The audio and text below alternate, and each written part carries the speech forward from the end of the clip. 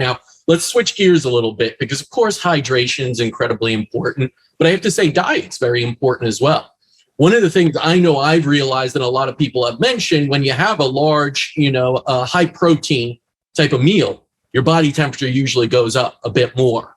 So what should we be looking out for? Because that's exactly, if you talk about someone outside at a barbecue, you're having a hamburger, you're having the hot dogs, steaks, everything. And that's a lot of meat. And that does raise your temperature, doesn't it? So what should we be looking out for there? Yeah, so in Chinese medicine, we always look to make food recommendations seasonally. And so from a seasonal perspective, summertime is a lot of heat. You want to kind of avoid foods that are going to create excess heat in the body. So from Chinese medicine, that is more of the meats, chicken, steak, things like that are going to be increasing heat in the body. More cooling foods, more fruits and vegetables, salads, even raw foods. Raw foods generally in Chinese medicine, we don't like raw foods because it can create issues with digestion. But the one time a year where more raw foods are a little bit better is definitely the summertime. So I would focus more on that: salads, more vegetables, fruits, grains. I would say less. I would say meat in moderation. Definitely, you don't want to create an excess kind of heat burden on the body when you're trying to cool off. So definitely with that. Yeah, and I remember even Nicole, our nurse who we work with, right? She shared that cucumber and watermelon, which are just truly hydrating, cooling type of fruits and vegetables that really assist us, give us lots of hydration.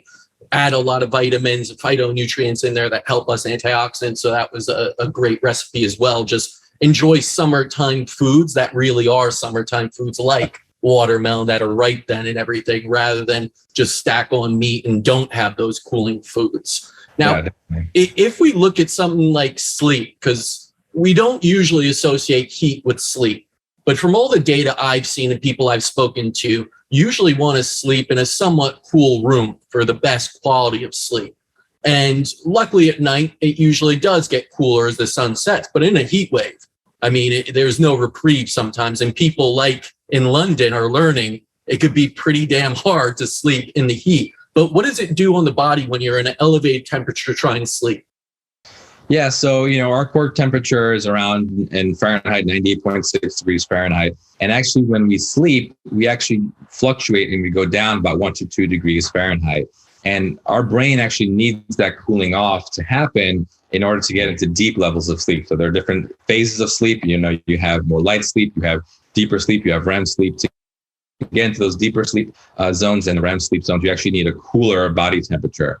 It's recommended to sleep in a cooler room. Ideally, it's around 65 degrees Fahrenheit is what they say is an ideal room temperature to get your body's core temperature down to where it needs to be 1 to 2 degrees in order to get those deep levels of sleep. If you're not doing that, then the brain actually can't go into those deeper levels of sleep. So you're kind of having restless sleep and you're not getting into those deep levels, and you're not having the full benefit of sleep if you're not getting into those deeper levels. So it's really important actually to sleep in a cool room. Some of the things you can do is obviously shades, keep the sun out for most of the day as you can, not just at night, but also during the day. Air conditioners, fans, sleeping with, very thin sheets, or even having a cool compress you could put on your neck and head can be good right before going to bed. But anything you can do to cool yourself down is really important so that you're getting those deeper levels of sleep and regenerating and replenishing the brain. What about cardiovascular health? Because you hear a lot about heat stroke. You see a lot of people still trying to work out outside, kind of push themselves a little bit. What would you tell people that may be even at a cardiovascular risk to do in this heat? Should they not be exercising at all? Should they just cool it for this time, literally stop working out? Should they be doing certain other things aside from hydration and diet? Yeah. So what happens is when you're really hot, the blood leaves the core and it goes into the periphery, into your skin to cool off your body. When that happens, you actually naturally have a lowering of blood pressure. And so in order to compensate for that, the heart actually increases the heart rate. So that's why, every time you have a fever and you're feeling hot, if you feel your heart rate is actually going up. For people who have an increased cardiovascular risk, that actually can be a danger. That increase in heart rate can actually increase the chances of a cardiovascular event, like a heart attack or stroke or anything like that. So for people who have cardiovascular risk factors, the excessive heat is actually can be really dangerous.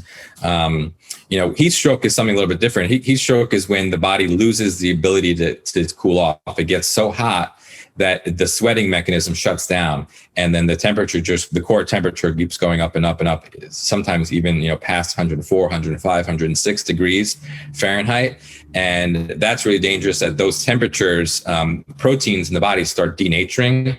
Proteins naturally have a specific shape and form that they need to have their function. When they become denatured, like the same way you would cook a chicken, the protein kind of disintegrates and falls apart. So all the proteins in the brain, then the immune system, everything kind of starts disintegrating, and you go with the heat stroke, and you actually can die and kind of lose function in that way. So so anyone with cardiovascular risk factors wants to be really careful not to exercise in the heat. Stay away. If you're going to exercise, definitely exercise indoors. And if you're noticing you're sweating a lot, that's a signal. Like once you start sweating, it's kind of gotten to the point where you're already losing a lot. So you want to catch it before then. So make sure you're staying hydrated before you start sweating, so that you have that kind of reserve there.